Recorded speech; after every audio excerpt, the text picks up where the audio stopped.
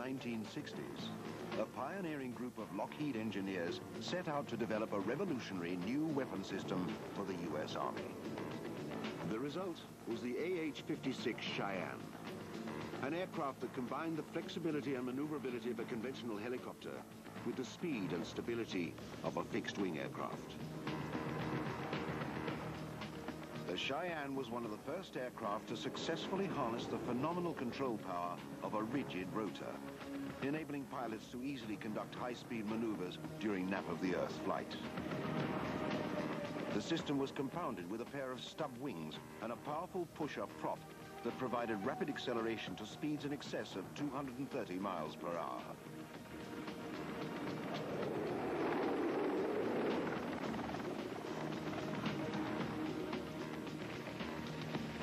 On board, an advanced, fully automated fire control system allowed the Cheyenne's two-man crew to simultaneously launch devastating attacks in every direction. Massive barrages of 30mm cannon fire, 40mm grenades, and even 2.75-inch rockets could all be delivered with pinpoint accuracy.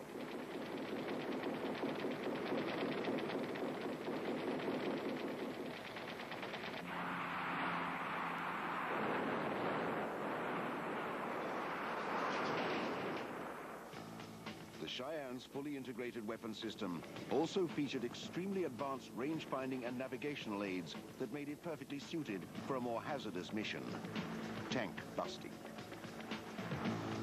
With the push of a button, the gunner could lock a tank's coordinates into the fire control system. The pilot was then free to maneuver in and out of rolling terrain or to use the pusher prop to rapidly decelerate into a concealed firing position. At any time, the target could be reacquired almost instantly and destroyed with one of up to 36 TOW anti-tank missiles.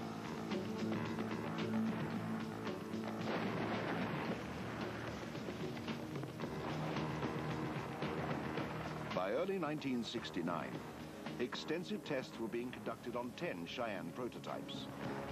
Onlookers were regularly astounded by the aircraft's phenomenal capabilities. Many of its new subsystems had been designed from scratch and would come to revolutionize aircraft and weapons development for decades. The Army was so pleased with the system that it authorized production of 375 Cheyennes under a contract that ultimately would have delivered more than 3,300 aircraft. Incredibly, though, not a single production model would ever be built. This is the amazing story of the rise and the fall of the Lockheed Cheyenne.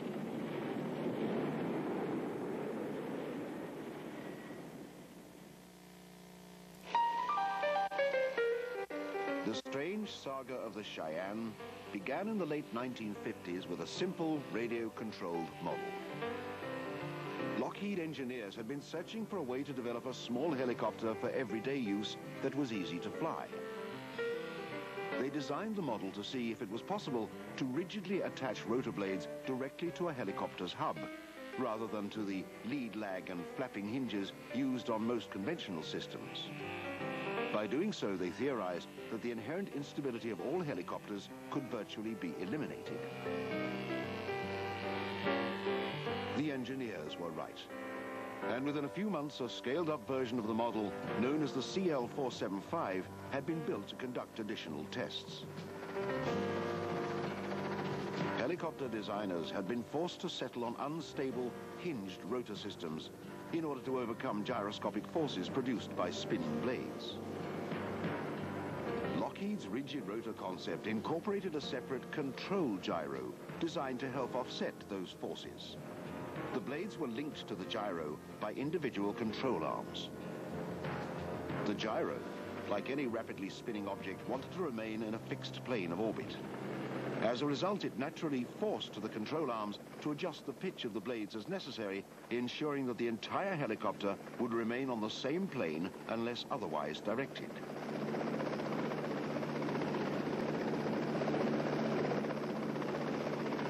This surprisingly simple system proved to be extremely stable in flight, yielded a phenomenal amount of control power and was extraordinarily easy to operate. In fact, the Model 475 was so easy to control that a mechanic who had flown in small aircraft once flew it back from the desert rather than tow it in, even though he had never flown in a helicopter.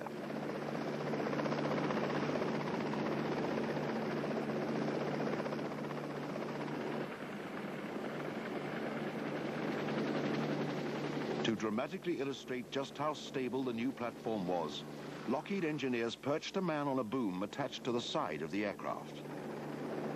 The man's weight created an enormous offset to the center of gravity that would have been extremely difficult for conventional rotor systems to handle. But the 475 automatically compensated for the offset, easily maintaining level flight. The success of the 475 led Lockheed to enter the US Army's 1961 competition for a new light observation helicopter. 3 more conventional designs were selected, but the Army was impressed enough with the Lockheed's rotor system to award a separate contract. The result was the XH-51, a somewhat bigger and more refined helicopter designed and built solely to test the capabilities of Lockheed's rigid rotor.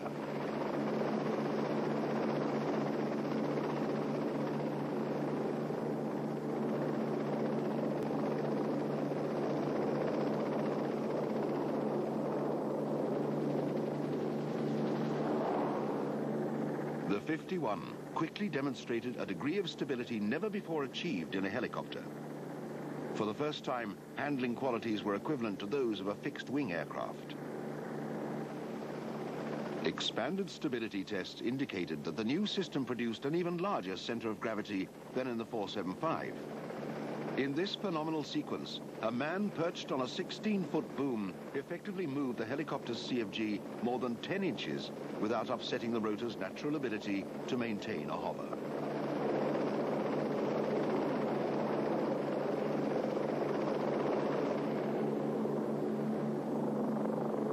Other demonstrations indicated that the system could also easily handle rapid shifts in the center of gravity. These unusual properties would eventually allow Lockheed engineers to push the envelope of helicopter performance to extraordinary heights.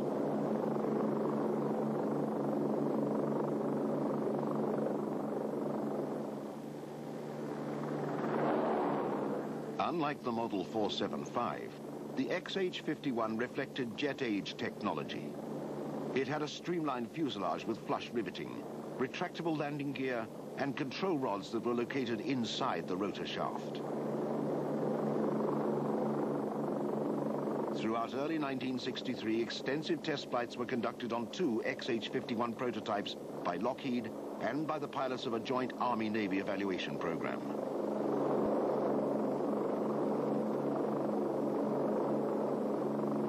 The unique rigid rotor configuration continued to exhibit numerous advantages over conventional rotor systems, including the ability to maintain phenomenal pitch and roll control even at zero gravity.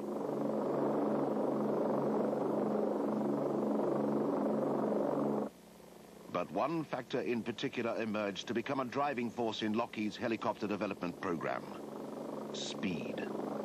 Within 4 months of taking flight, the XH-51 had been flown at 160 miles an hour.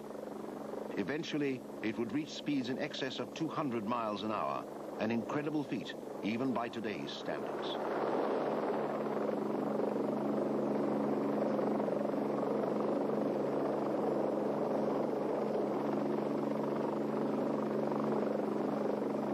The XH-51's capabilities proved to be so phenomenal that they attracted interest from the National Aeronautics and Space Administration. Eventually, NASA officials even ordered a 51 of their own to conduct additional research on the flight characteristics of hingeless rotor systems. The tremendous success of the program convinced Lockheed officials that there were strong possibilities for a commercial venture. As a result, the company built 2 modified versions of the 51 for themselves under the designation Model 286. The 286 was a 5-seat utility helicopter expressly designed to increase public interest in the benefits of the rigid rotor system. Like its predecessor, it was fast, stable, and extremely simple to fly. The cockpit even featured trim systems just like those found in fixed-wing aircraft to help pilots set and maintain specific aircraft attitudes while in flight.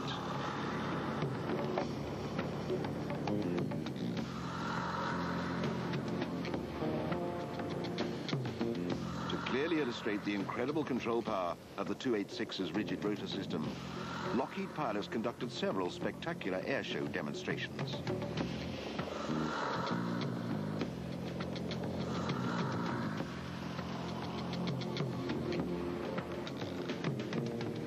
The pilots performed numerous rolls, loops, split S's, and other thrilling aerobatic maneuvers that were virtually impossible to duplicate in conventional systems.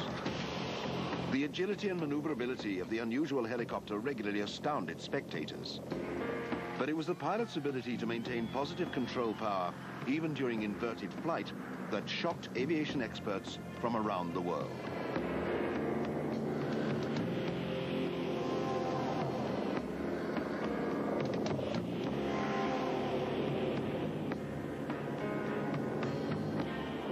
Lockheed successfully carried the 286 through FAA certification in 1966. Unfortunately, a lack of commercial interest coincided with several major setbacks on other Lockheed contracts to prevent the helicopter from ever reaching production. But the rigid rotor revolution that Lockheed engineers had started was far from over.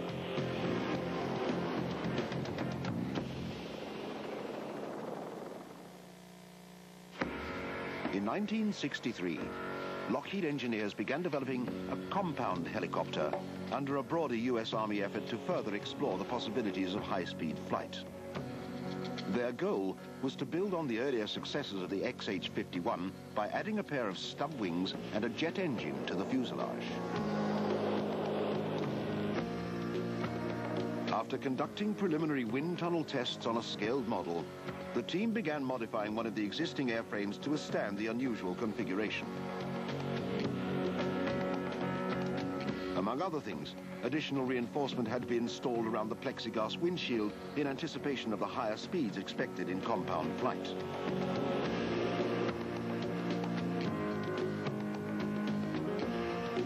The compounded XH-51 was then subjected to extensive structural testing to ensure that the airframe could handle the forces generated by the newly integrated wing and engine.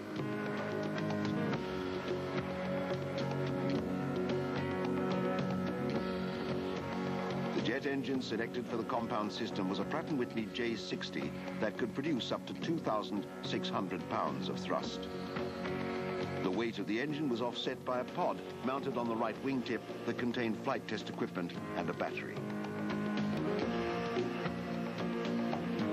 The rigid rotor assembly was identical to the system that Lockheed's pilots had flown on pure versions of the XH-51.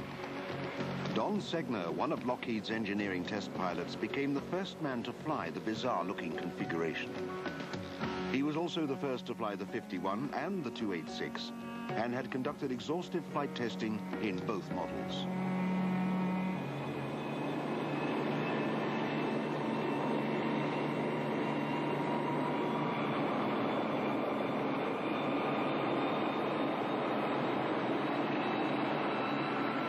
The first flights of the compound revealed that the structural loads and stable handling qualities were basically the same as those achieved in the pure helicopter.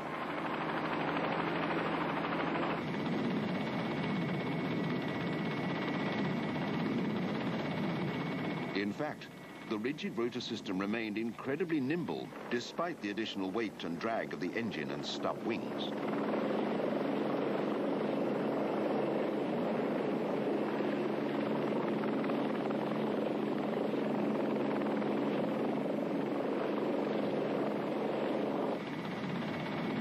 The basic goal of the compound system was to eliminate a phenomenon known as retreating blade stall.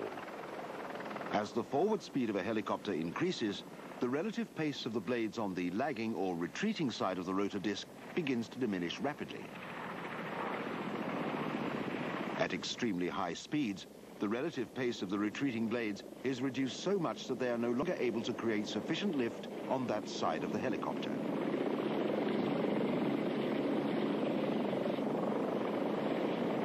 The compound system was designed with stub wings and an engine, so that the rotor could be relieved of most of its lifting and propulsive duties during high-speed flight. As the pilot increased forward speed, he could simply reduce the collective pitch of the blades and allow the wings to take over.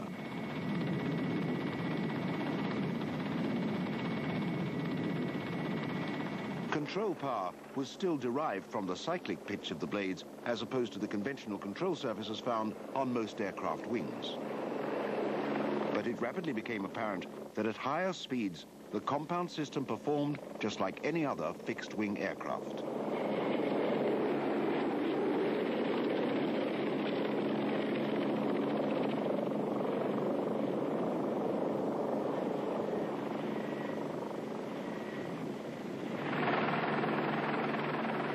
As the flight envelope of the compound was gradually expanded, many unique capabilities emerged.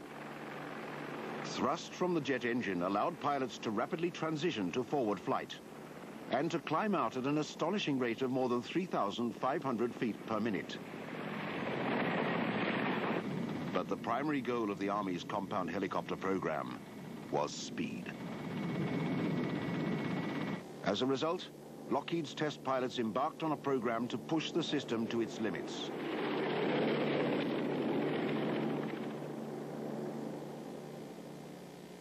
Hundreds of flights were conducted in an effort to gradually expand the flight envelope.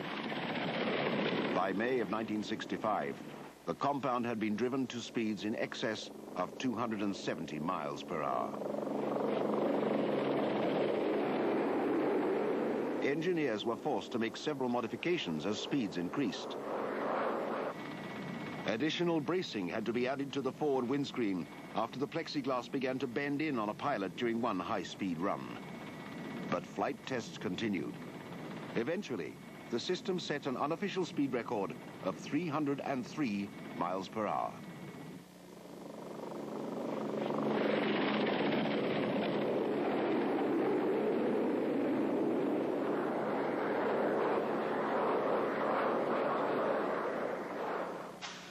In 1967, Lockheed embarked on another test program to see just how fast and low the compound could be flown and how susceptible it would be in combat.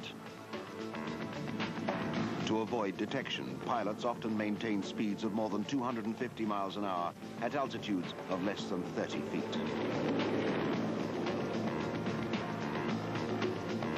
Observer teams were stationed along a predetermined route to simulate typical weapon emplacements and record aircraft detection times. The results were phenomenal. Aircraft tracking proved to be extremely difficult for the observers, and even for the experienced cameramen set along to document the event.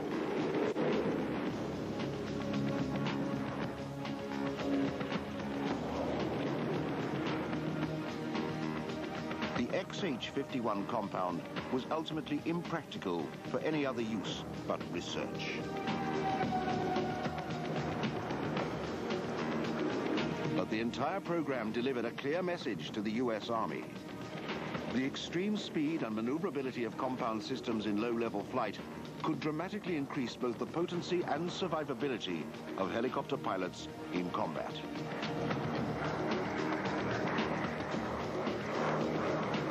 As a result, Army officials gained enough confidence in the compound concept to include it in plans for an entirely new generation of aircraft.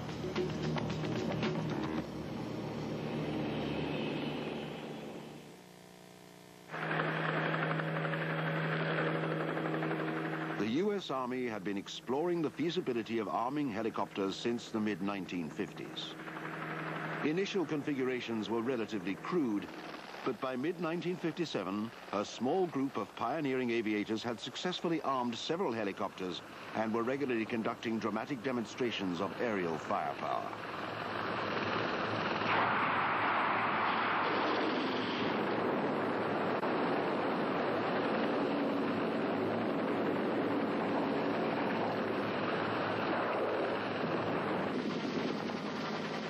By the time the US had become embroiled in the Vietnam War, the concept of armed helicopters had become an essential element of Army combat operations. Helicopters became the principal means of moving men and supplies in and out of combat throughout Southeast Asia.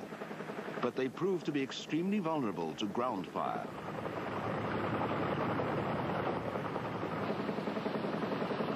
As a result, hundreds of Bell UH-1 Hueys were modified to carry a potent arsenal of machine guns, grenade launchers, and rockets. These gunships were used to escort troop transports throughout the country, to clear landing zones of enemy opposition, and to provide close air support once men had been inserted on the ground.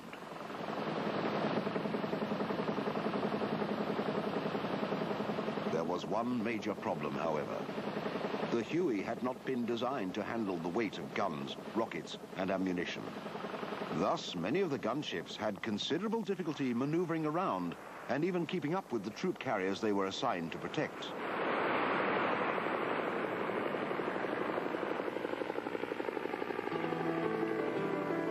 In 1964, engineers back at Lockheed's California company developed a proposal that they believed could remedy the situation for years to come.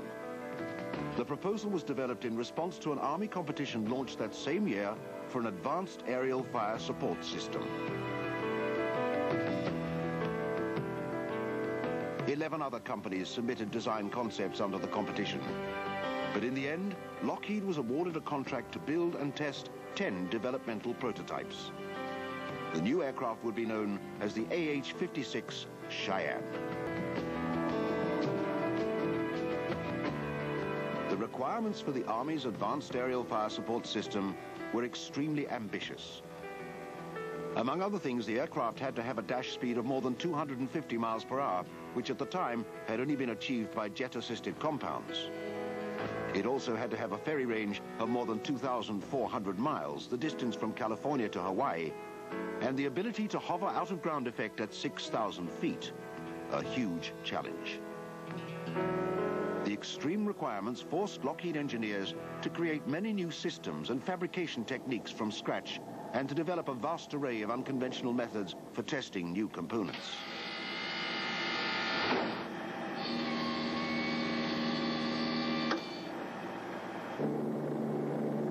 One of the most unusual was a massive whirl tower constructed in the natural bowl of a nearby canyon. The tower was designed to thoroughly test the structural integrity and hover performance of the enlarged rotor system before it was installed on any of the 10 prototypes.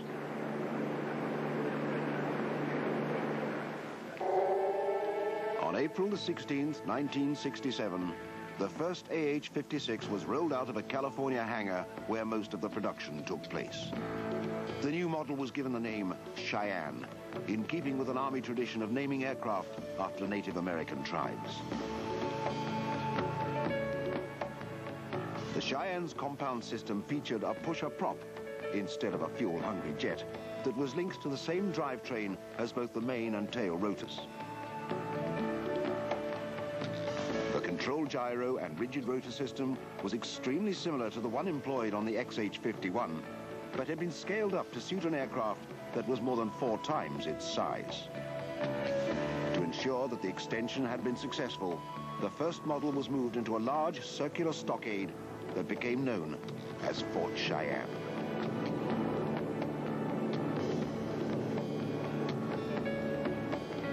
Here, the prototype ran day and night for hundreds of hours in tie-down test to check out the performance of the drive and rotor systems. The stockade had 2 heavy plank walls with more than 8 feet of gravel between them, just in case anything went wrong.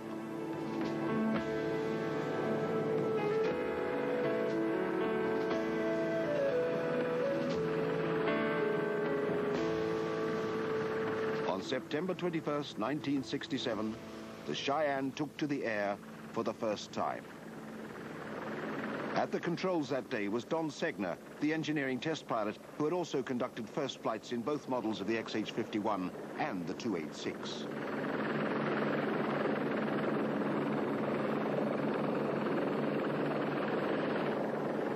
In initial flight testing went surprisingly well, considering the complexity of the aircraft and the speed at which it was developed.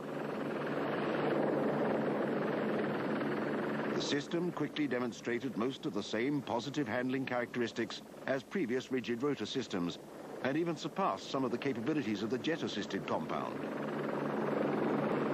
The pitch of the pusher prop could actually be reversed for rearward flight, but the propeller system could still generate enough thrust to allow for rapid transitions into forward flight and climb out without nosing over, just like the compounded XH-51. Over the course of several months, hundreds of flight tests and military demonstrations were conducted in an attempt to gradually expand the Cheyenne's flight envelope. Like earlier compounds, the AH-56 could basically be described as an aircraft with an extremely effective lifting device. At higher speeds, support from the stub wings allowed the pilot to virtually excuse the main rotor from its lifting role so that he could attain much higher speeds. Within a few months, Lockheed's pilots had pushed the Cheyenne to speeds in excess of 230 miles per hour. The pusher prop emerged as one of the Cheyenne's greatest assets. Since blade pitch could be reversed, it could be used not only to propel the aircraft to high speed, but to slow it down as well.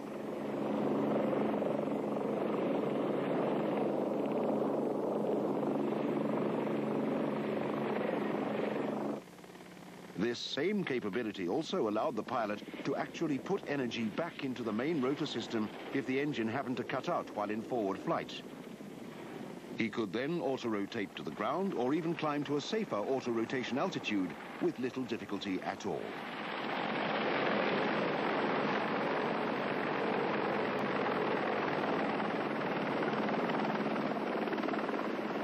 Several technical problems did emerge during flight testing, however, such as a lack of stability both at low altitudes and high speeds.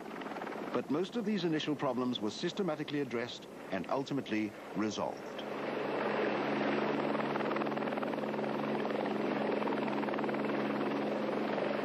As the flight program continued, Lockheed engineers conducted extensive testing on the Cheyenne's potent arsenal of weapons.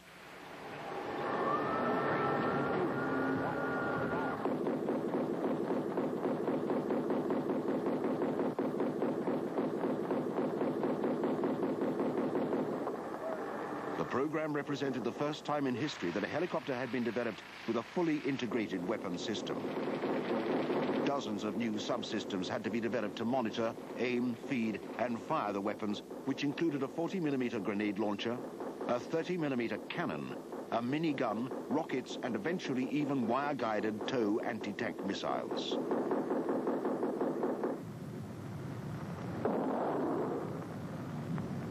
After conducting extensive ground tests to measure the effects of weapons firing, a fully integrated model was prepared for in-flight firing.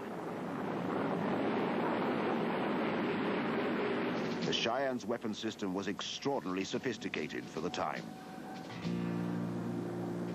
The platform could carry up to 8,000 pounds of ordnance, which typically included 2,000 rounds for the 30mm gun, 780 rounds for the 40mm grenade launcher, up to 114 2.75-inch rockets, and 6 tow missiles.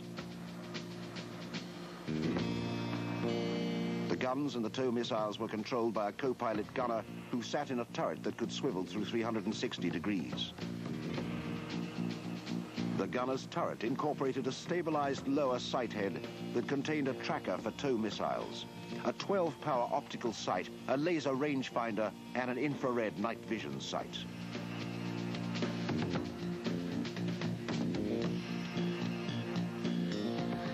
An early helmet sighting system also allowed the pilot to control the guns by simply moving his head with the target. The fire control system was fully automated. All the gunner had to do was place the reticle of his optical sight on the target and activate the laser rangefinder. From that moment on, the sight remained locked on to the target, regardless of aircraft maneuvers.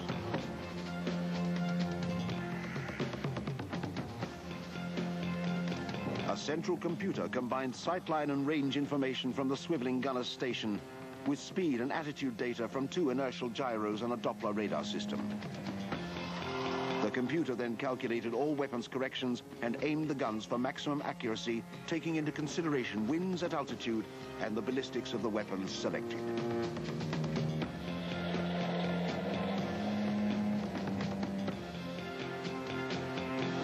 An on-board auxiliary power unit allowed the aircraft to stand by indefinitely with all systems up, so the crew could scramble at a moment's notice from even the most austere sites.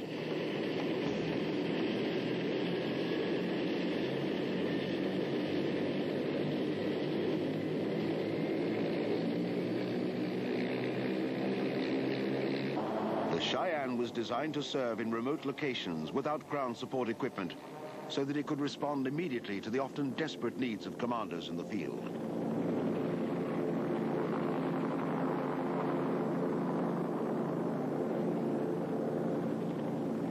An advanced navigation system allowed the pilot to rapidly reach new destinations with great ease. The coordinates of multiple targets could be entered into the self-contained system at any time. The pilot was then able to quickly reference the real-time range and bearing of any of the targets with the push of a button.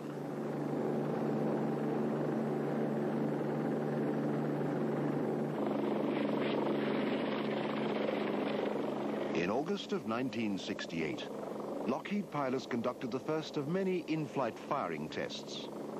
Initial runs were made with a 7.62mm minigun to measure the accuracy of the automated fire control system.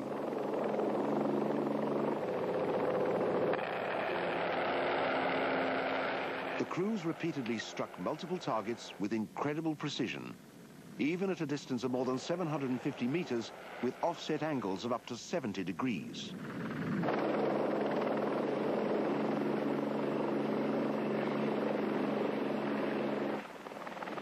Other weapons, such as the 40mm grenade launcher, were soon installed and tested extensively with the same phenomenal results. Officials, both at Lockheed and in the Army, were extremely impressed by early in-flight demonstrations. The Army became so confident in the system's overall potential that it authorized production of 375 Cheyennes under a total procurement package that ultimately would have generated more than 3,300 aircraft.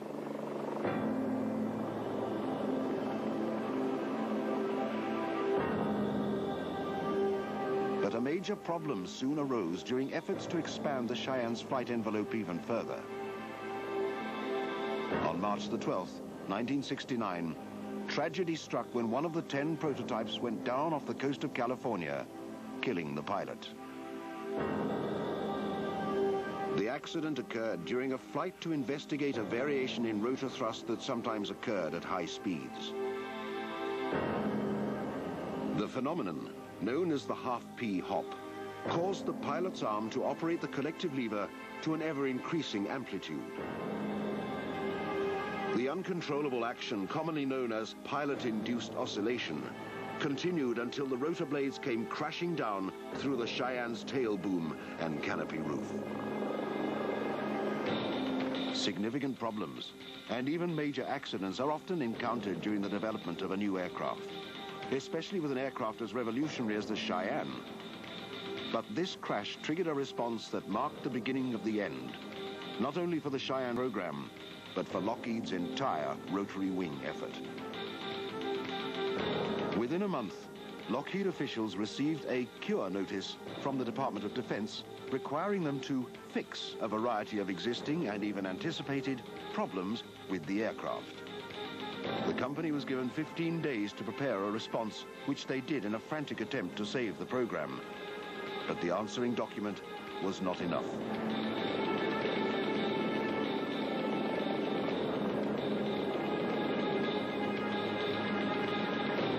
Less than 3 months after the accident and only 6 months before the first aircraft was to be delivered, the production contract for the Lockheed Cheyenne was officially cancelled.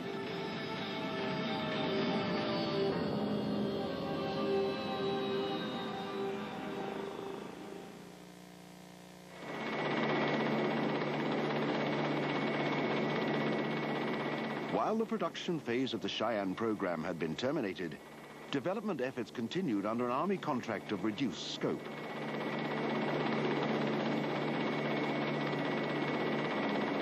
A blue ribbon panel of government and industry specialists was appointed to monitor the remaining program. And in July of 1969, flight trials were resumed to test several modifications. Many observers claimed that the tragic accident had been caused by the Cheyenne's rigid rotor, which they maintained was inherently unstable. But subsequent testing revealed that it was the control system and gyro stabilizer, not the rotor, that caused the half-P hop at high speeds. As a result, the gyro was eventually moved from the top of the rotor to below the transmission. It was also made smaller, lighter, and faster turning, and was provided with a feedback path to detect blade root bending. This advanced mechanical control system was put through an extensive flight test program, both by Lockheed and the Army. A separate electronic control system was also designed, just in case the mechanical modifications failed to correct the problem. By the end of 1970, flight tests had been completed to everyone's satisfaction. The Cheyenne performed incredibly throughout the tests. High-speed maneuvers had included pull-ups to 2.6 Gs and push-overs to minus 0.2 Gs. Absolutely phenomenal for a helicopter. The system had also reached a top speed of nearly 250 miles per hour in level flight and more than 277 in a dive.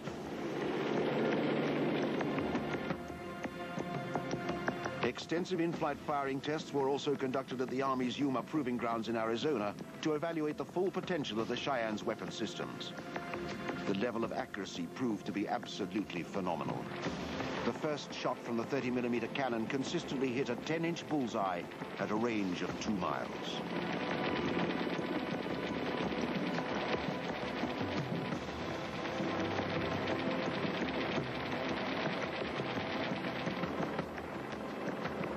A typical demonstration featured the crew's ability to strike multiple targets during a single firing run. Here, the gunner strikes a primary target with 30mm rounds, while the pilot provides suppressive fire with the 40mm grenade launcher. Even as the pilot's rounds continue to hit with devastating precision, the gunner was able to launch a third strike against a mock convoy with a massive barrage of rockets.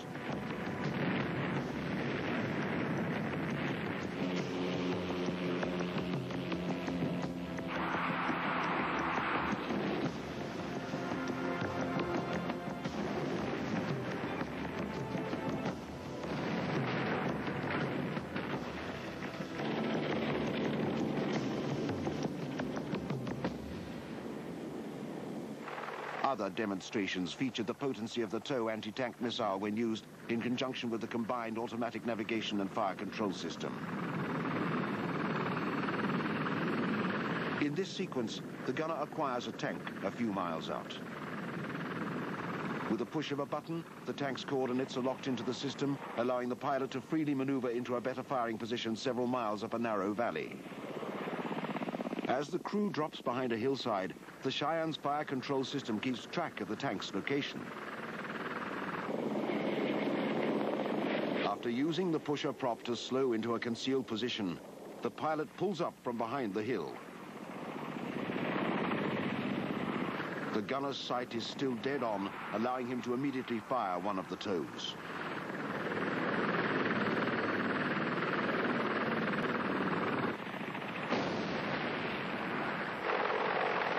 The versatility of the Cheyenne in a combat situation appeared almost limitless.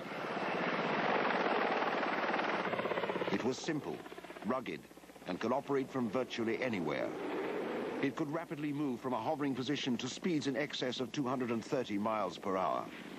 And it could strip away the cover of darkness to deliver a massive barrage of firepower on enemy positions with almost pinpoint accuracy.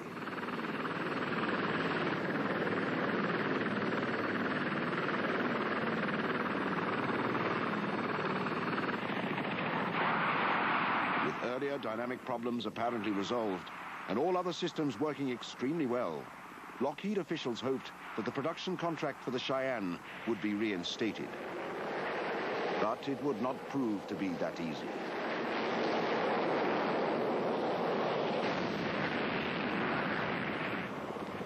Several unrelated issues had been gaining momentum and would ultimately coincide to bring an end to the program.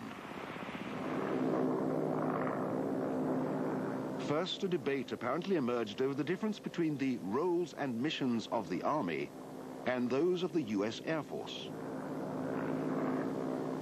Opponents of the Cheyenne argued that one of the helicopter's primary missions, close air support for ground troops, was a responsibility that had traditionally been assigned to the Air Force. In fact, the Air Force had initiated a design competition of its own for a new close support aircraft at about the same time that the first Cheyenne rolled off the assembly line. A prototype of the new aircraft was expected to fly in early 1972, and procurement plans for more than 700 production models were in the works.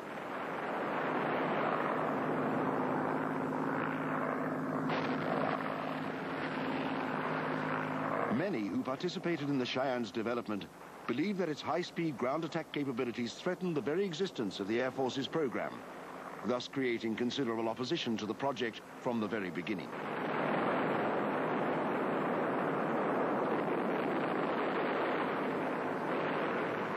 As the roles and missions dispute evolved, another situation arose that would have a tremendous impact on the fate of the Cheyenne. In 1969, Bell Helicopter convinced the Army to buy 1,000 models of a new attack helicopter, the Huey Cobra, as an interim solution to the ongoing conflict in Vietnam.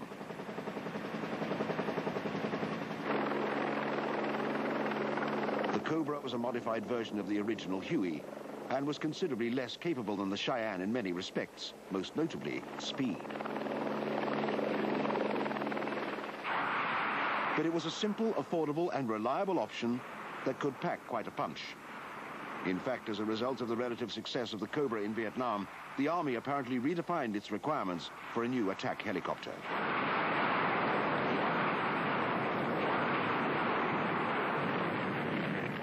High speed was no longer an issue, but survivability was. The new aircraft would only have to reach a top speed of roughly 185 miles per hour, but it would have to be equipped with 2 engines as opposed to the single engine that drove the Cheyenne.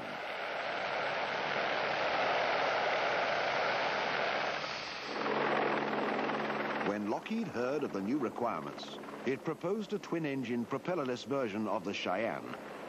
But there were other problems that were hampering further continuation of the program. For one thing, Lockheed's projected cost for each aircraft had risen from $1.5 million in 1966 to well over $3 million in 1971. The Cheyenne already appeared doomed when a final incident took place that ultimately sealed its fate. During a crucial meeting with government officials to determine if the program would continue to receive funding, a pair of TOW missiles were fired to demonstrate the system's phenomenal accuracy. Dozens of TOW firings had been conducted without a single glitch. But this time would be different. The first missile fired drove straight into the desert, missing its target completely.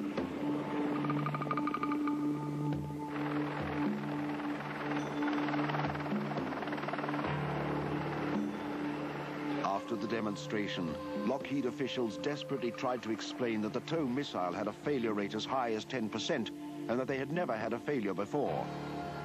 But it would do little to remedy the situation. On August the 9th, 1972, the Cheyenne development contract was officially terminated. While the missile failure alone did not kill the project, it is clear to many who worked on the Cheyenne that it provided the final excuse for those who opposed its ultimate success.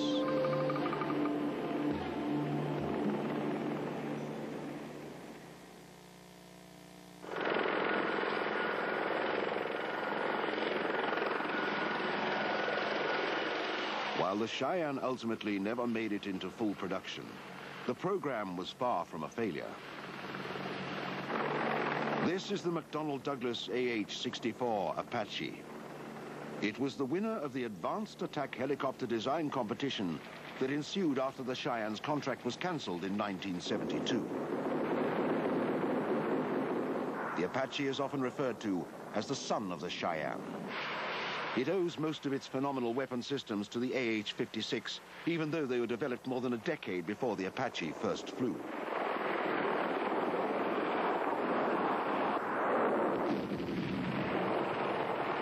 In January of 1991, the Apache fully demonstrated its potent capabilities, striking the first blows of Operation Desert Storm and contributing enormously to the defeat of Iraqi land forces.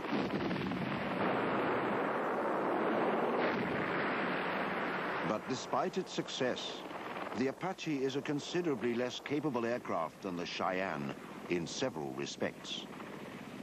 The aircraft was limited to a top speed that was nearly 100 miles per hour slower than that of the Cheyenne, under an agreement the Army had struck with the Air Force in order to procure the aircraft.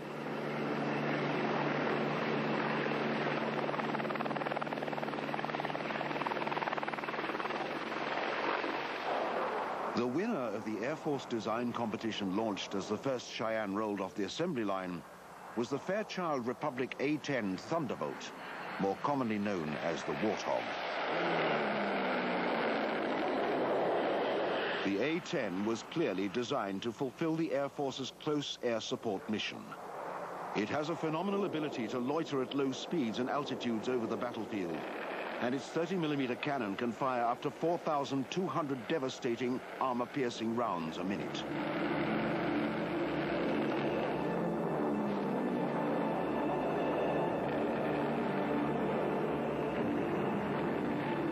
Production of both the Apache and the Warthog dramatically enhanced the ground attack capabilities of the U.S. air arsenal.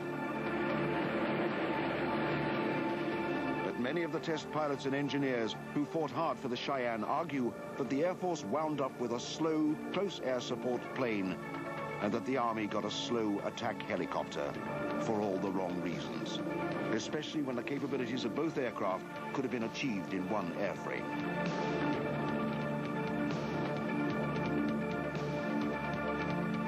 The combined cost of these programs was enormous. While Lockheed cost estimates for production of the Cheyenne did increase dramatically, one investigation concluded that the Army could have purchased more than 2,700 Cheyennes with all problems solved for the money that was spent to merely develop the Apache. Instead, the death of the Cheyenne ultimately forced Lockheed to abandon virtually all of its VTOL programs, relegating more than a decade of revolutionary advances in rigid-rotor and compound helicopter technology to a footnote in the chronicles of aviation history.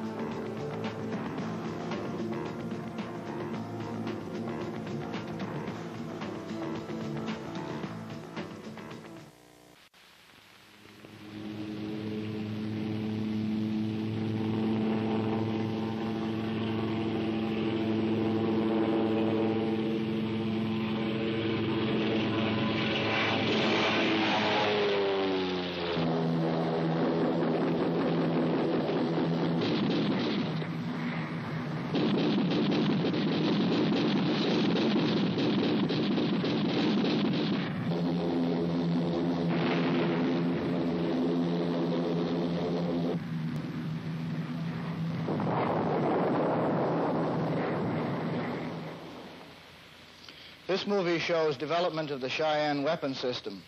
My name is John Kirby. I'm manager of military systems engineering for Lockheed's Rotary Wing Division. I'd like to show you first a close-up of some of the things you'll see in action. This is a vehicle 1008, our laboratory integration vehicle.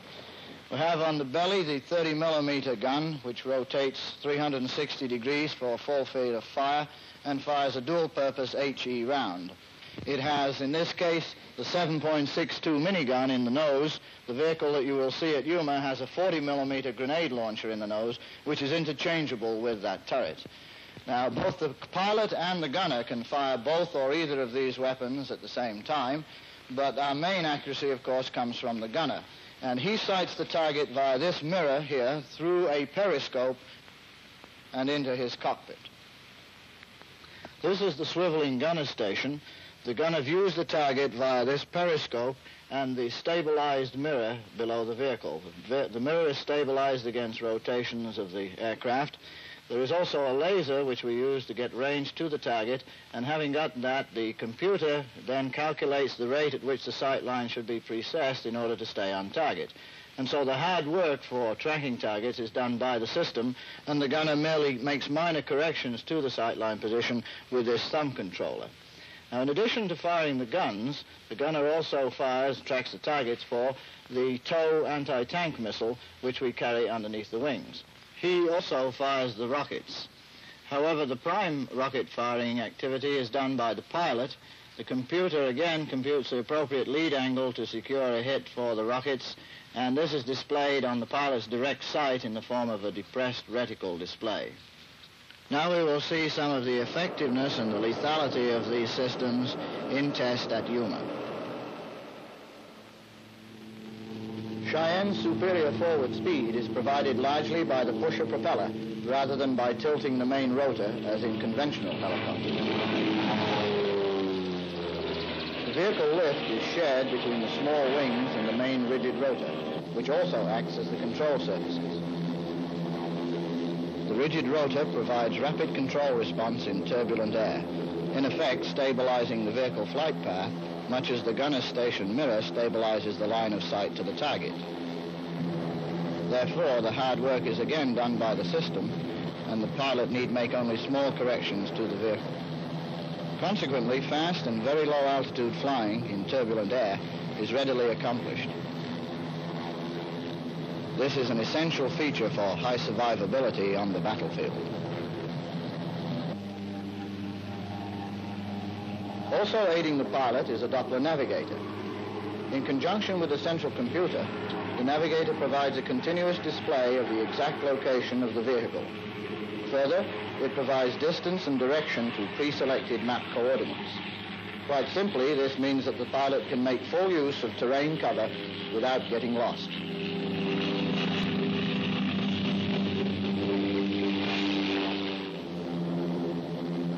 The TOW is our main anti-tank weapon. Here is a firing of a live warhead TOW. The tank target is in the center of the screen.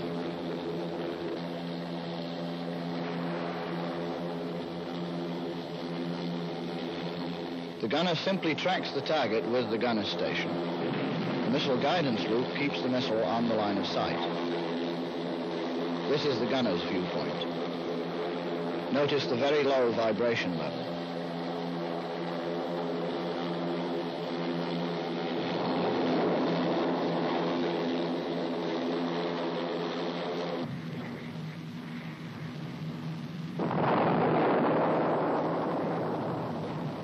The following sequence shows a salvo firing of 36 2.75-inch rockets with live warheads.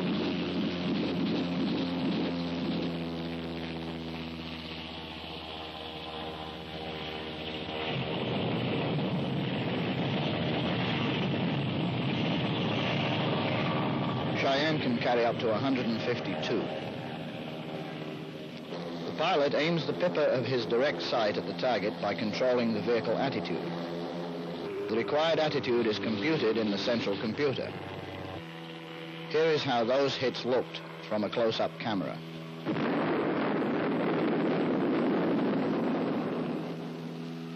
The rockets can be fired one at a time if desired. Here is an example of firing one from each of the two pods carried on this flight.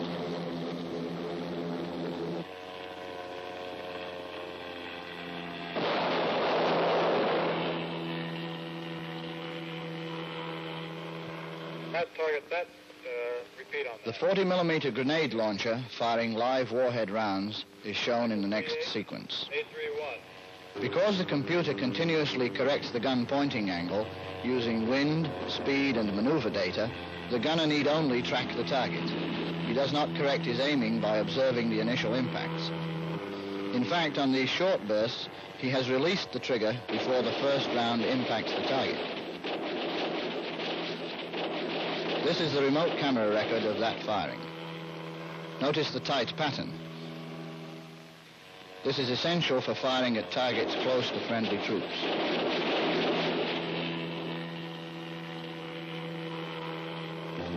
The continuous computer corrections are also illustrated here, where the gunner tracks from right to left, aiming at the row of targets.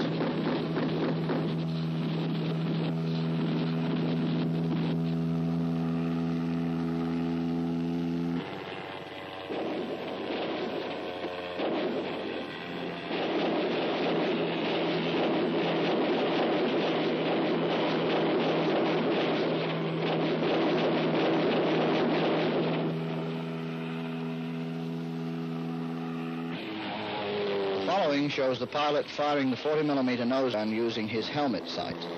The aiming pipper is displayed on the cube in front of his eye. He simply looks at the target, tracking it with his head, and the computer directs the guns accordingly.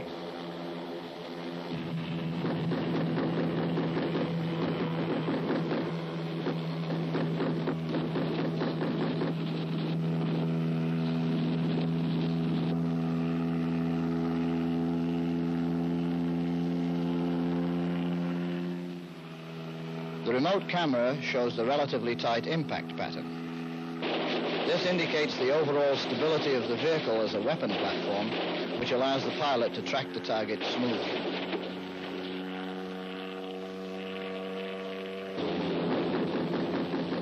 Here we see a firing during an evasive maneuver.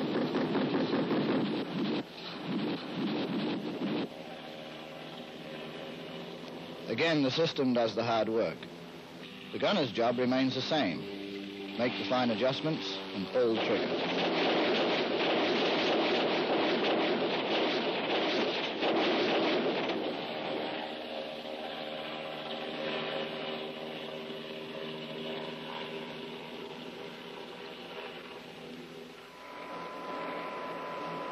The 30mm belly gun is primarily for use against light armor.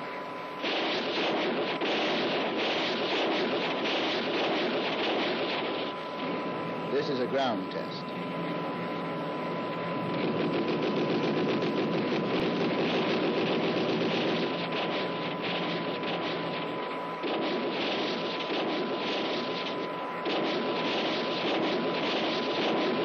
The ammunition is dual purpose with anti-personnel as well as armor-piercing capability. Here we see an example of an air firing of the 30mm belly gun by the gunner.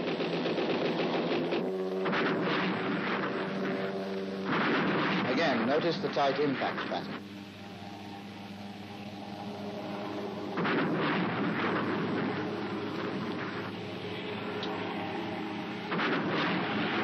The effective range of this gun is approximately 3 times that of the 40mm nose gun shown earlier. We have just shown you the combination of the computerized fire control system and the compound rigid-rotor helicopter. The result is the Cheyenne weapon system. These test sequences illustrate its ease of operation, low-level, high-speed flying for survivability, and its firing accuracy.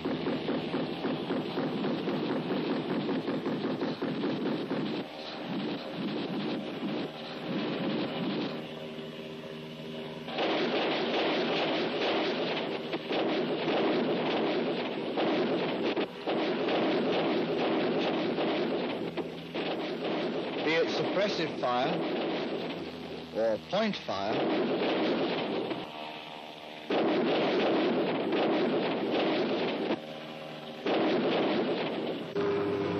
the Cheyenne weapon system is lethal.